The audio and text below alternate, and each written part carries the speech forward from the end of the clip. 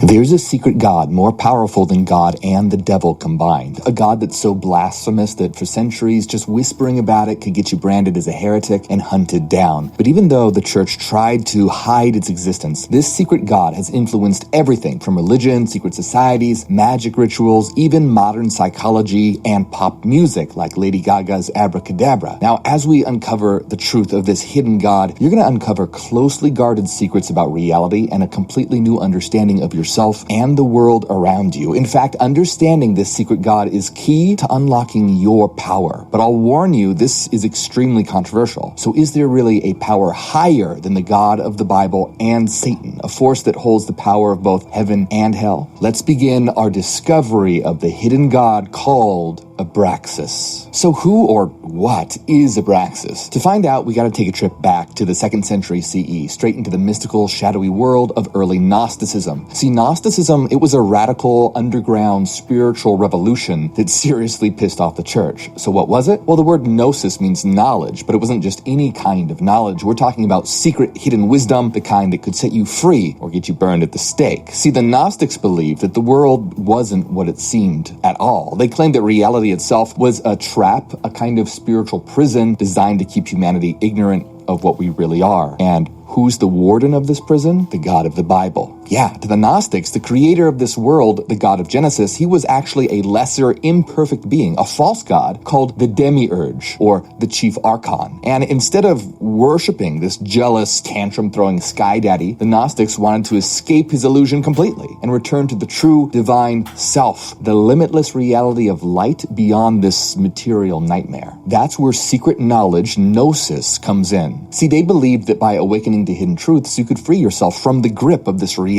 Now, to be clear, it's important to realize that not all Gnostics believed the same thing. Gnosticism, it wasn't some unified religion with one set of doctrines. It was more like a secret underground network of different schools, each with their own take on reality, the divine, and how to escape the material world. For example, some believed the biblical God was just ignorant, while others saw him as downright evil. And that's where Basilides enters the picture, because he had his own secret teachings. Now, Basilides wasn't your average preacher. He was the kind of guy who started secret societies because his teachings were so controversial, they could get you hunted down. Seriously, did you know that some of the first Christians actually had secret societies because their teachings were considered too dangerous? Yeah, and Basilides, he was one of them. And the stuff he was teaching, it would have made your pastor's blood run cold. So in one of these secret gatherings, Basilides drops an absolute bomb. The creator God? Yeah, he's not actually the real God, not even close. Instead, Basilides claimed that the God of Genesis, the one everyone was worshiping, was just some lower being, an archon, basically a middle manager of the universe who made the earth but wasn't the supreme power. Instead, Basilides had a name for the real supreme being, Abraxcas. Now, here's where it gets wild, because Basilides wasn't just saying Abraxcas was your average god with a beard sitting in the sky on a cloud, throwing lightning bolts like a grumpy Zeus knockoff. No, Abraxcas was the source of all things, the power above all, the first principle of existence. So really imagine living in a time where everyone's afraid of the biblical God, and here's Basilides standing up like, actually, there's something more powerful, and guess what? I know its secret name. Now, we don't actually have any of Basilides' original writings because, shocker, they all conveniently disappeared. Translation, his enemies made sure they got destroyed. So what we do know comes from the early church heresy hunters, guys like Irenaeus, Tertullian, and Hippolytus, who really didn't like him. And so relying on them to understand Basilides is like getting your info on the Jedi Order from Emperor Palpatine. It's going to come with an agenda. But according to these church fathers, Basilides laid down a whole cosmic hierarchy, a chain reaction of divine beings emanating one after another like some kind of celestial family tree. And at the very top was the unbegotten Father, the ultimate unknowable source, and from him came divine forces like mind, word, understanding, wisdom, power. You get the idea. This process supposedly continued for 365 levels. Yeah, that's right. So 365 heavens, one for each day of the year. And guess who's in charge of all 365 heavens? In his book, Adversus Hereses, or Against Heresies, Irenaeus writes that the Basilidians believed that their chief is Abraxas, and for this reason, he contains within himself 365 numbers. So Abraxas is the boss of the 365 heavens. But what about the God of the Bible? The church father Tertullian wrote a book called Against All Heresies, Basilides. I guess he had to one-up Irenaeus by putting the word all in there. Anyway, in this book, Tertullian writes, "The heretic Basilides affirms that there is a supreme deity by name Abraxas. Now among the last of the angels, those who made this world, he placed the God of the Jews the last, whom he denies to be a god, but affirms to be an angel." So according to Tertullian, Basilides taught that Abraxas was the supreme god, and the God of the Bible wasn't even a god, he was just a low-ranking angel in charge of the physical world. Starting to see why the church fathers weren't such a big fan of good old Basilides? Now here's where it gets even more insane. The name Abraxas itself is a secret code. Let me explain. Remember that Irenaeus said that Abraxas contains within himself 365 numbers? What does that mean? Well, see, in ancient Greek, each letter has a numerical value. And so if you add up the numbers in the Greek equivalent to Abraxas,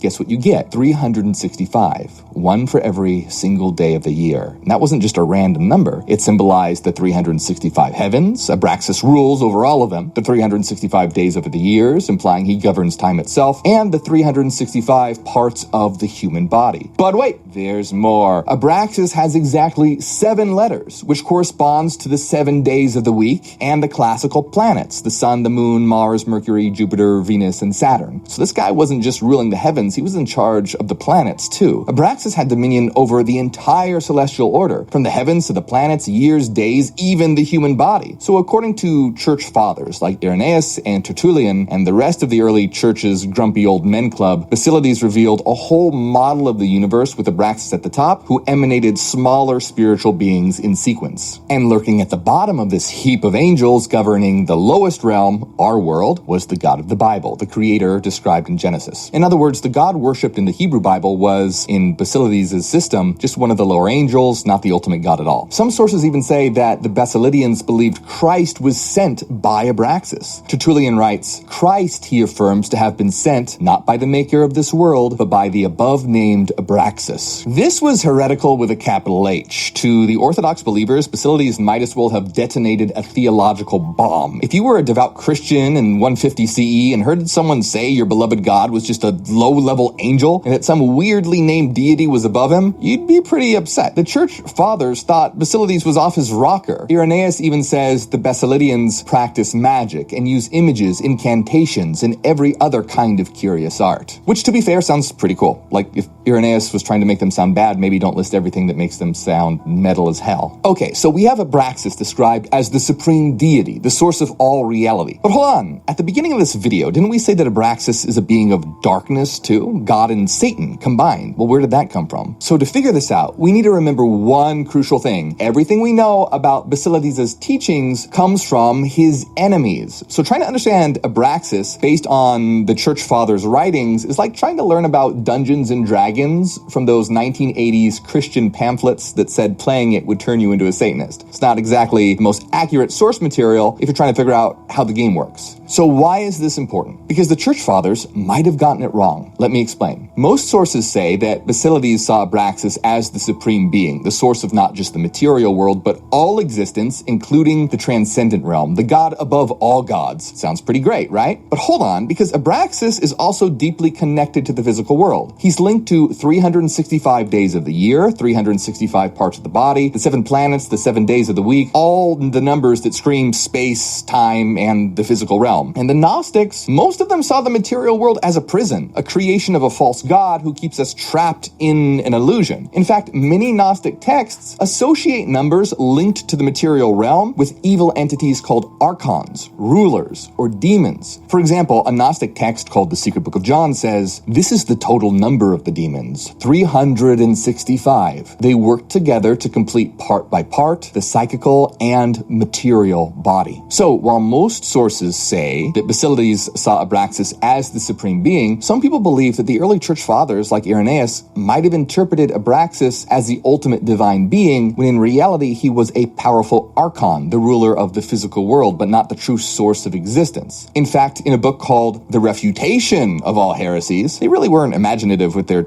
titles, were they? Anyways, in The Refutation of All Heresies, Hippolytus even calls Abraxas the Great Archon, and refers to the true source of all existence as the ineffable and unnameable one. So let's be real here. If the true source is unnameable, then it's certainly not called Abraxas. So was Abraxas really the supreme god, or was he a cosmic jailer running the material world like a spiritual warden? And it gets even more complicated because not all Gnostics agreed on whether the Archons were completely evil. Some saw them as tyrants who enslaved humanity, while others believed they were just doing their job, keeping the material world running, no more no less. So maybe Abraxas was a good Archon, or maybe he was a bad Archon, or maybe, just maybe, the Church Fathers had absolutely no idea what they were talking about, and they were basically playing a divine game of telephone where the message got more garbled with every retelling. So if you're a little confused here, don't worry, you're not alone. So wouldn't it be great if we could get some info from the Gnostics themselves, instead of these asshole heretic hunters? Well, you're in luck, because here's where it gets even more interesting. See, for nearly 1800 years, our only information about Abraxas and the Gnostics came from the guys that hated them. But in 1945, a discovery in Egypt changed everything. The Nag Hammadi Library, which was a collection of actual Gnostic writings, was discovered. These texts were in the Gnostics' own words, and Abraxas actually appears in a couple places, and what they say about him is shocking. Look, back in the day, if you wanted to get in on Gnostic secrets, you had to join an underground secret society, risk getting burned at the stake. But lucky for you, today all you have to do is click the like and subscribe button. And you can also check out my books and downloads on inner transformation. Links are in the description of this video. So what did the actual Gnostic sources reveal about Abraxas? In one book called The Holy Book of the Great Invisible Spirit, also known as The Secret Gospel of the Egyptians, Abraxas is mentioned as a powerful being known as an Eon dwelling in the realms of light. So in this account, Abraxas is an immensely powerful being far beyond the God of the Bible, but he still wasn't the source of reality, just one of its most powerful emanations. In other words, here Abraxas is a good guy, helping rescue humanity from the material world. Another Gnostic text that mentions Abraxas is the Apocalypse of Adam. Now, this text is a revelation Adam gives to his son Seth, where he reveals that the God of the Bible is actually an evil being trapping souls. I did a whole video on that, you should check it out. But at one point, Adam describes three immensely powerful beings of light who will descend to rescue people from the wrath of the biblical God. And guess who's among them? Abraxas. So during the destruction of the cities that were most likely Sodom and Gomorrah, this text says that Abraxas and Sablo and Gamaliel will descend and bring those people out of the fire and wrath. Okay, now there's a lot going on here. First, Abraxas? Who's Abraxas? Well, it turns out Abraxas wasn't originally called Abraxas. The real name, Abraxas. So somewhere along the way, there was a mistake, and over time, Abraxas got miscopied or mistranslated as Abraxas in various books. So most people today know this secret god as Abraxas, so that's what I'll be using throughout this video. But personally, I usually use Abraxas because,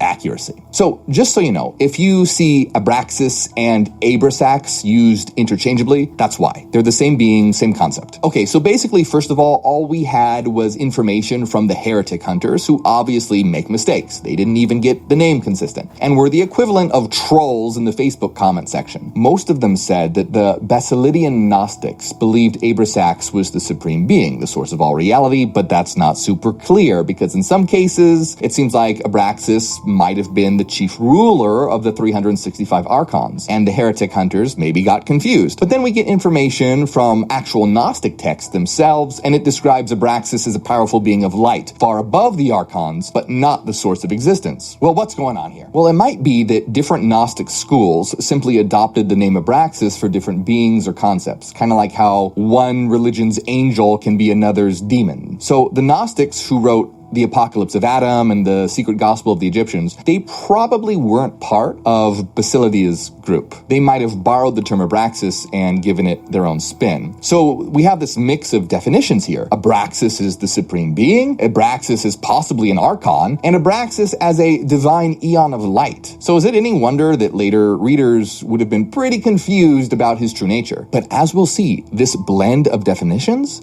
is actually going to lead to something incredible. So in reality, Basilides probably distinguished between the unnameable true God as the source of existence and Abraxas as a powerful ruler but not evil. Likewise, the Sethian Gnostics saw Abraxas as an emanation of the true God. Either way, both sects likely viewed Abraxas as a good guy. But regardless of the details, to the church, Abraxas was evil. Basically, it was the whole, well, if you don't understand it, but it's not Christian, it must be the devil thing. Something I get a lot. Check out the comments, you'll see. So, Basilides' teachings were denounced as dangerous, heresy, and his followers, they kept a low profile and shared their knowledge, gnosis, in secret. It got to the point that by the medieval period and into the Renaissance, scholars who encountered Abraxas in ancient books just went, yeah, this must be some satanic nonsense. To the demon list it goes. But here's the thing. You can try to erase an idea, you can demonize it, you can burn the books, you can hunt down the believers, but somehow, someway, these forbidden concepts always find a way to come back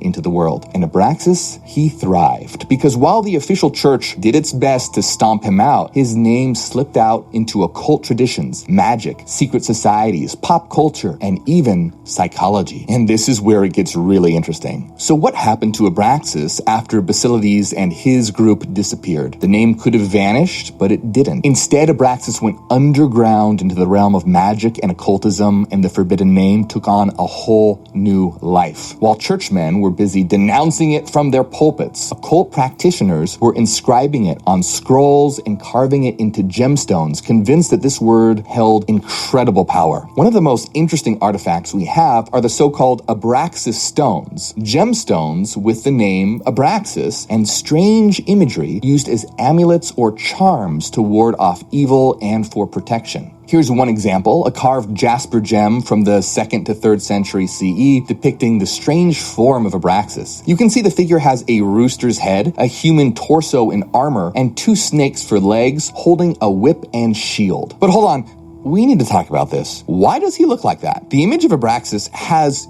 incredible secret meanings that we're going to uncover in just a minute. But first, yeah, that's a rooster head. Now, we'll get to why he has one, but I just want to be honest here, I don't like it. I personally don't imagine the great transcendent god of duality with a chicken face. The truth is, when it comes to symbols like this, what really matters is what resonates with you. If you picture Abraxas as a cosmic vortex of light and shadow, cool. If you imagine them as half God and half Satan, that works too. Even if you do like the rooster head, hey, no judgment. But anyway, Abraxas, the name condemned in churches as demonic heresy, was being used on the street as a spiritual shield. But even here, we have this strange blend of light and dark concepts. And it gets even weirder. See, on the back of this stone, there seems to be an engraving of the Gnostic demiurge, aka the evil creator, the god of the Bible. It has the head of a lion and the body of a serpent. And in the secret book of John, the false god of the Bible is described as having the form of a dragon with a lion's head and eyes flashing lightning bolts. So you can see the 7 rays from his head, which represent the 7 classical planets and days of the week. And here's another where he's surrounded by 12 animals. This is possibly referencing the 12 signs of the zodiac. So on one side of some of these amulets, you got Abraxas, and on the other, what seems to be the Gnostic version of the Old Testament god as a snake-dragon-lion hybrid. But that's not all. In the early centuries CE, the Roman world was filled with do-it-yourself spellbooks that mixed elements of Greek, Egyptian, Jewish, and Babylonian traditions. They were passing them around in secret like pirated PDFs, and Abraxas shows up in these texts as one of the secret names of power. Magicians would invoke Abraxas alongside other divine names in their incantations. So we see that some of these amulets pile on phrases like Iao, Abraxas, Adonai, mixing Hebrew and Gnostic divine names in one invocation. The idea was to cover all the bases by invoking the highest names they knew, and Abraxas, he made it onto that list alongside the Hebrew names of God. So throughout late antiquity and the Middle Ages, the name Abraxas kept a kind of shadowy presence. Later scholars encountering Abraxas in old magical texts tried to categorize it. Was it a god? A demon? An aspect of one god? Well, opinions varied. Medieval demonologists, which is a really cool job title, reimagined Abraxas as a demon lord. And here's another picture of Abraxas as a demon. Yeah, they keep making him look dumb. First, his followers give him a rooster head, and then these demonologists come around and declare him a full-blown demon and decide he should look like Something like a cross between Dobby and Smeagol. Anyway, do you see what's happening here? Abraxas, for some, it was essentially God, the highest of the high. For others, it was a demon to be feared, and for others, a mystical word of protection. The common thread here is power, a mysterious, ambiguous power that doesn't really fit neatly into one category. Abraxas, as an idea, always straddled the line between light and shadow. But now things get even weirder, because by the 20th century, he's showing up in secret societies, occult rituals, and even the teachings of the infamous magician Aleister Crowley himself. Let's get into it. By the early 20th century, Abraxas was a lot more than just a word whispered in shadowy alleys. It made its way into occult circles, secret societies, and eventually modern psychology. Now, most notably, there was the Hermetic Order of the Golden Dawn. For those who don't know, the Golden Dawn was a mysterious secret society said to be guided by beings called the Secret Chiefs. If you want me to do a whole video about them, let me know. Now, the Golden Dawn borrowed from literally every spiritual tradition that they could find. Egyptian, Jewish Kabbalah, Christian mysticism, Greek magic, you name it. And guess what name made its way into one of their most powerful rituals? That's right, our friend Abraxas. Members of the Golden Dawn adapted a mysterious ritual that they called the Bornless One. Now, this ritual would later be modified by Aleister Crowley himself. And Crowley was a member of the Golden Dawn, the infamous magician who was called the wickedest man in the world. Now, Crowley was obsessed with discovering methods to achieve direct contact with an occult concept known as the Holy Guardian Angel, which is basically your higher self, our divine inner guide. So to make this contact, Crowley became obsessed with the Bornless ritual, which, you guessed it, features the invocation of Abraxas. Crowley viewed Abraxas as one of the sacred secret names of power, capable of granting the magician contact to their Holy Guardian Angel and ultimately control over spiritual realms, angels, demons, the whole crew. When performing the Bornless One ritual, the magician intones many powerful words, including Abraxcas, aligning themselves with this cosmic authority. The occultist Israel Regardie called the Bornless ritual the most devastating and the most rewarding experience of the lifetime. So part of this ritual reads, "Hear me, Io, Abraxcas, Sabriam, make all spirits subject unto me, so that every spirit of the firmament and of the ether, upon the earth and under the earth, on dry land and in the water, of whirling air and of rushing fire, and every spell and scourge of God may be obedient unto me." Pretty powerful stuff. After completing the Bornless ritual, the magician would have attained such divine power that they were to actually confront the 4 great rulers of hell, who would be commanded to submit to their will. In other words, by invoking the names of God, like Abraxas, and identifying as the Bornless One, the magician stands in a position to command even the chiefs of hell. Now, though Abraxas was just one of many names in this ritual, he was such a great fit because Abraxas is a being of paradox. Because of its different associations throughout history, it transcends good and evil, darkness and light, heaven and hell. Abraxas represented the ultimate spiritual alchemy, combining polar opposites, transcending duality, unifying the magician's human and divine natures. In fact, the symbolism of Abraxas is encapsulated in its strange imagery. A human torso representing humanity, serpent legs representing duality and wisdom, a whip and shield representing both defense and offense, and yes, a rooster head signifying the coming of the dawn, the awakening power of light and spiritual enlightenment. Now, you might have noticed that the image of Abraxas has the same themes as another occult god, Baphomet. Now, many people think that Baphomet represents Satan, but he doesn't. Just like the image of Abraxas, the symbolism of merging dualities together is everywhere. Baphomet is shown with the head of a goat, a primal and earthly animal often used to represent wildness, instinct, sexuality. But Baphomet also has human arms and torso, signifying human reason and intellect. Baphomet also has both male and female attributes, integrating masculine and feminine energies. And on its arms is the phrase solve et coagula, which is an alchemical phrase meaning to break down and recombine into a unified whole. And Baphomet points to the heavens and the earth, symbolizing as above, so below, or the unity of the spiritual and and the material. So no, Baphomet doesn't represent the devil. So who or what is Baphomet? Well, get this. Baphomet was worshipped by secret societies like the Knights Templar, and many people believe that the word Baphomet is actually a secret code that could reference a Gnostic eon of light called Sophia, or wisdom, who comes from the same realm as Abraxas. It gets pretty crazy, so if you want a whole video on Baphomet, tell me in the comments. So at this point, Abraxas is shaping into a powerful symbol for a being that transcends duality. And Abraxas, that theme of bridging dualities, is about to enter into the world of psychology. So, still in the early 20th century, the famous Swiss psychiatrist called Carl Jung found himself drawn to ancient Gnostic ideas as a way to make sense of all the chaos within.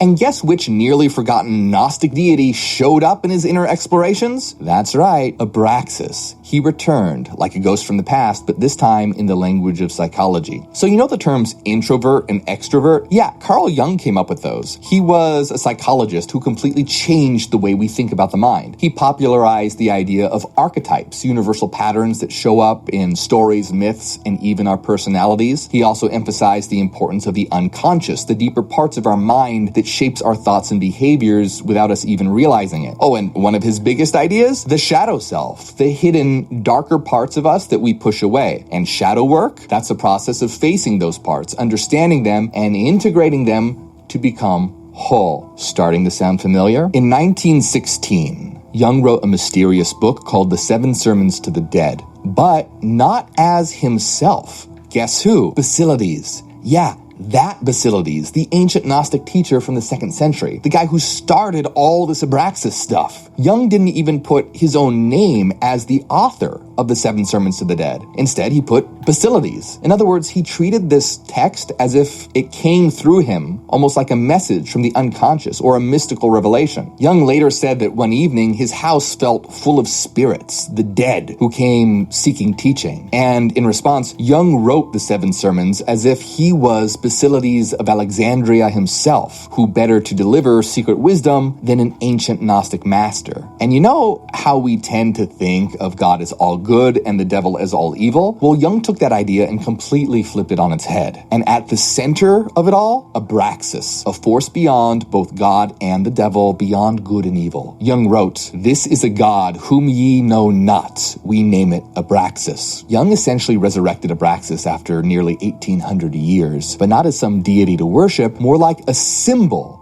to contemplate, a way to expand our understanding of the human psyche. He describes Abraxas as a paradox, a god beyond gods. At one point, the text says, "Abraxas begetteth truth and lying, good and evil, light and darkness, in the same word and in the same act. Wherefore is Abraxas terrible? It is more indefinite still than God and devil." That says it all. Truth and falsehood, light and dark, all in one, all in Abraxas. Now that's why he's described as terrible. He breaks our nice, comfortable, clean, moral categories. If God is the ultimate good and the devil is the ultimate evil, then Abraxas is something much bigger, something that contains them both and goes even further. Jung describes God and the devil as two forces that emerge from an infinite balanced fullness, what he calls the pleroma. And above even these beings of God and the devil stands Abraxas, uniting together creation and destruction. In other words, what we think of as God and the devil are almost like two rivers flowing from the same source, that source being Abraxas. And Abraxas doesn't take sides. He's the energy behind all sides. He's both the God that gives life and the abyss that devours it. Jung said he is the sun and at the same time the eternally sucking gorge of the void. Jung knew how radical this was. That's why he only shared 7 Sermons to the Dead privately with close friends at first. But the idea behind it, it's actually a deep psychological truth. Life isn't all good or all evil. Every person carries both extremes inside them. By bringing Abraxas back into the conversation, Jung was pointing to a key insight, one that's relevant today. We can't ignore the dark parts of ourselves. See, Western culture has been obsessed with splitting the world into moral extremes. We worship an all-loving, all-good God and throw everything bad onto the devil. But Jung saw that as a huge problem because it leaves us blind to our own darkness. He famously introduced the concept of the shadow self, which is the hidden, chaotic parts of our psyche that we repress. The more we deny them, the more power they have, and in the worst ways. Carl Jung wrote, "One does not become enlightened by imagining figures of light, but by making the darkness conscious." Jung's Abraxas is basically saying, face it, creation and destruction come from the same source. Or as the text puts it, what the God-Son speaks is life, what the devil speaks is death.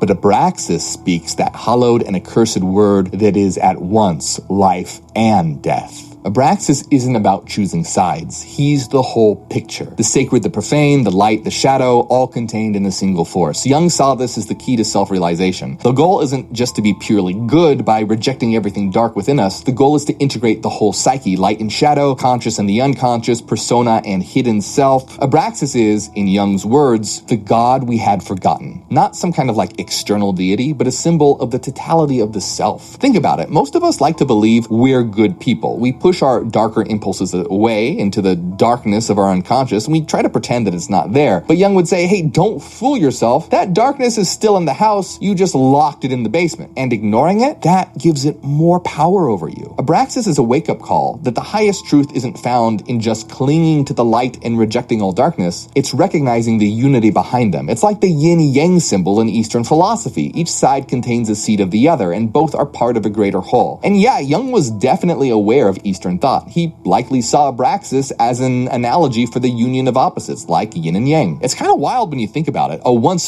feared Gnostic heresy somehow became a tool for self-understanding thanks to Jung. And his message: to understand life, you have to accept that creation and destruction, angel and demon, saint and sinner, all come from the same source, and they're all in you. Jung always emphasized that we have to confront our shadow instead of projecting it onto others. And Abraxas, the god that unites God and devil, is a powerful mythological way of saying exactly that. But Jung wasn't trying to start some new religious cult around Abraxas. Instead, he was giving us a psychological tool, a way to understand ourselves better. And this idea about integrating light and shadow was about to spread beyond psychology and seep into pop culture in ways no one would have expected.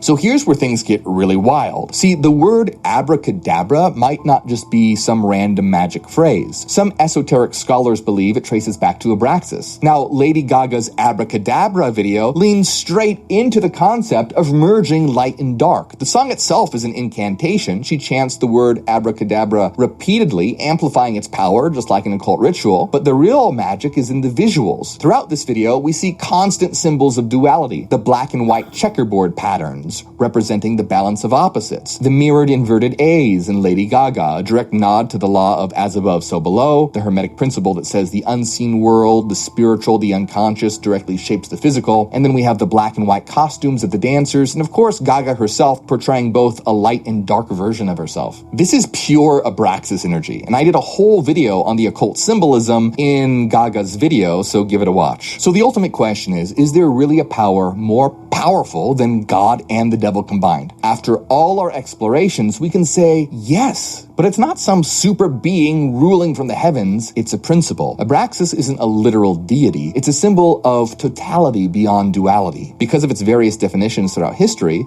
today Abraxas has come to represent the idea that reality isn't split into a cosmic good guy and a cosmic bad guy, they're actually just two halves of the same whole. The true higher power is wholeness itself, and that wholeness isn't out there, it's within us. Throughout history, Abraxas has been everything: a supreme deity, a cosmic villain, a magical word, an abstract symbol. It's almost as if Abraxas laughs at anyone who tries to label him as just one thing. The ultimate way to understand Abraxas is not as a literal deity or a demon, but a symbol for a state of consciousness. Think of Abraxas as the idea that true awakening or enlightenment involves integrating all aspects of ourselves and reality, light and dark, into a unified whole. When the Gnostics sought salvation, they wanted to awaken to the realm of light and leave darkness behind. But the Abraxas concept, especially in its modern form, it does away with this duality and presents a different kind of awakening, one where you awaken from the division of light and dark altogether. This means that light and dark, creation and destruction, are all facets of ourselves. And if that makes you uncomfortable, you're not alone. It's meant to be a little unsettling. That's why Abraxcas is called terrible. It shatters the illusion that we can just pick one side and ignore the other. Now, hold up here, because embracing the darkness does not mean you should start being evil and acting like an asshole or going full supervillain mode.